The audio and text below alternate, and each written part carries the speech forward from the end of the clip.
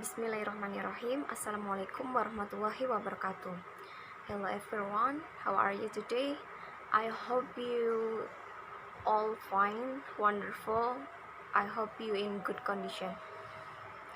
In this video, we are from group 2 of semantics. We are going to present our material that's about lexical semantics in field and collocations. Lexical semantics is the study of individual words as opposed to that of phrases, grammatical constructions, and sentences.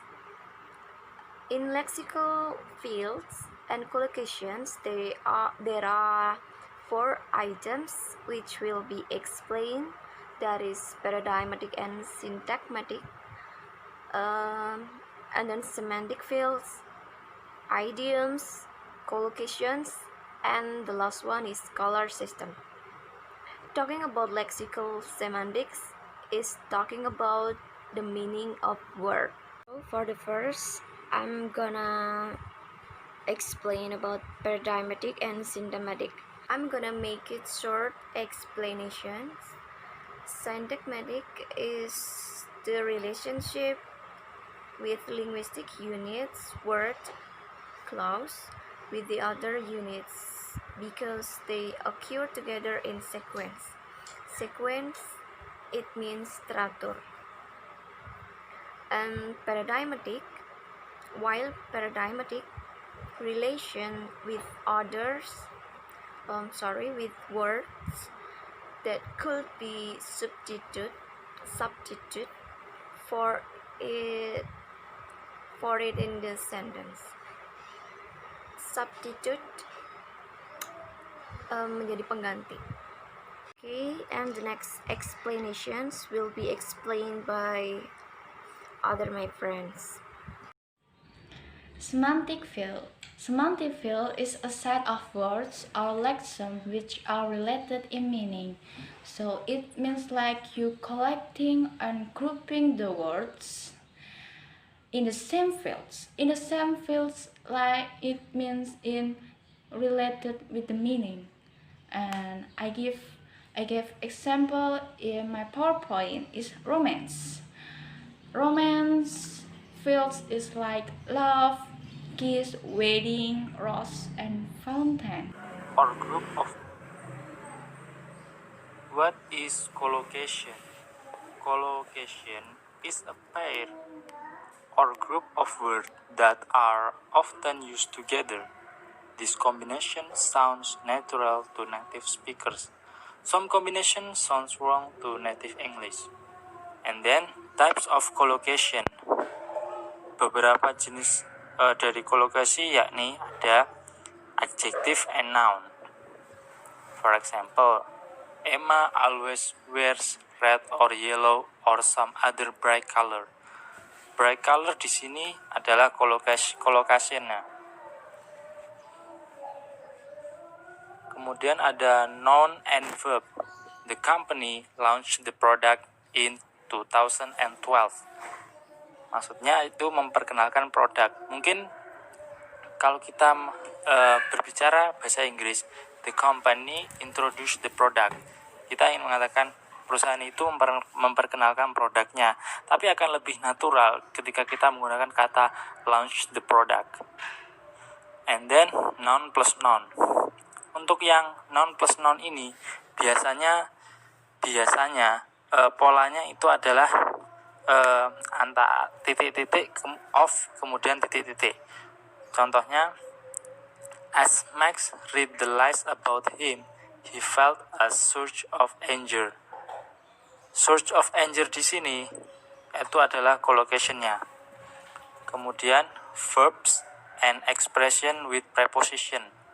Contohnya, swelling with pride atau burst into tears. Itu adalah contoh verbs and expression with preposition. Kemudian ada verb and adverb. For example, she smiled proudly as she looked at the photos of her new grandson. So smile proudly is the collocation. And the last is adverb and adjective. They are happily married. Happily married here is the collocation. The function of learning collocation. Why we need to learn collocation? Yang pertama yaitu the most natural way to say something. Ketika kita mengerti dan belajar apa itu kolokasi, iya benar kolokasi, collocation, kita akan menjadi orang yang berbicara bahasa Inggris secara natural. Kemudian tujuan berikutnya yaitu alternative way of saying something. Jadi adalah berfungsi sebagai alternatif lain untuk mengatakan sesuatu, sehingga kita lebih berwarna, lebih ekspresif dalam berbicara. Contohnya, instead of repeating it was very cold and very dark, we can say it was bitterly cold and pitch dark. So it more expressive and colorful than repeating. And then improve your style in writing. Jadi dengan belajar collocation ini, gaya dalam menulis akan meningkat. Contohnya, kita ingin mengatakan kemiskinan menyebabkan kejahatan. Poverty causes crime. Agar lebih natural atau lebih bagus, kita dapat mengatakan poverty breeds crime. Seperti itu. We may not need or want to use this in informal conversation, but in writing, collocation can give our text more variety and make it read better. And the last is finding collocation. Students of English have to make a special effort to learn them because they are often difficult to guess. Untuk belajar collocation ini membutuhkan usaha yang spesial ya, karena kita terutama kita ini bukan orang Inggris, jadi agak sulit untuk menebak apakah ini collocation atau bukan. Tapi ada beberapa cara yang digunakan untuk mempelajari collocation. Yang pertama, notice them whenever you read or listen to anything in English. Highlight the collocation by underlining it or by using highlight pen. Ketika kita mendengar atau membaca sesuatu di dalam bahasa Inggris, misalnya ketika kita membaca, kita dapat menemukan kata-kata collocation di sana. Kemudian coba kita highlight dengan cara menggarisbawahi atau menggunakan pensil. Kita akan coba menebak-nebak sendiri apakah ini collocation atau bukan. Tapi kemungkinan jika we read or listen something in English, it must be collocation, especially by native English. And then find them in any good learner's dictionary. Usually when you search a particular word, there will be some collocation which provided by the dictionary. Idioms. Idioms are groups of words in a fixed order that have a meaning that cannot be quenched by knowing the meaning of the individual words. It means that the words don't have a same meaning with the pure words. For the example, pass the bag. Pass the bags didn't have a same meaning like pass the bag, but pass the bag have another meaning. The meaning from the pass the bag is to pass responsibility for a problem to another person to avoid dealing with it oneself. So, idioms is groups or fixed words and have another meaning.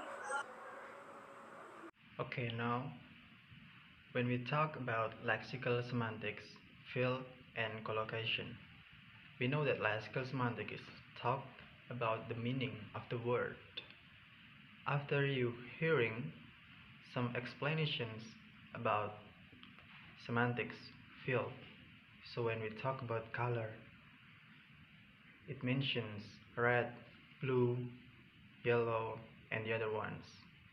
So here, explanations about color system. Every country or every people in the world should be know about the color. But color has some meaning in each region or country. So the meaning of color itself, it depends of the assumptions and the definitions of the word in lexical. So I will give you an example. Red book, it's mean buku merah. So red book, red has a real meaning as a color. But when you hear red zone, so here red zone, red, it means dangerous place or dangerous situation that you uh, should not near from it. So the second explanations, it's about according to Berlin and Kay, there are some basic categories of colors in color system. There are 11. So the meanings of color itself, every country agree with statement that assumptions of that color, it depends on hue, saturations, and also brightness. For example, when you see the color is black, so the other one in other side say it is red. Why? Because the brightness and saturation is different between the other one side and this side. So that we conclude here that the meaning of the color is have much meaning. So it is the explanations that I know of this book about color system. Thank you very much.